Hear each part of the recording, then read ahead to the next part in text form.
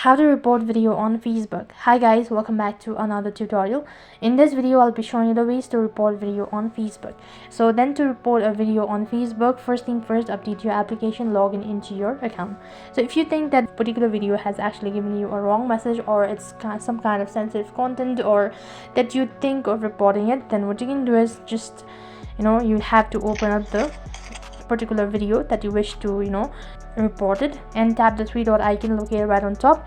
As soon as you do that, a pop-up menu appears from the list, and here you can see there are multiple different options or bunch of options. So in order to report a video, tap on report video broadcast, and after that it's gonna ask you the reason for reporting this particular content. So you need to give a valid reason why you're actually doing it, and tap the submit button. As soon as you do that, the video or the content will be reported, and that's basically how you can report a video on Facebook.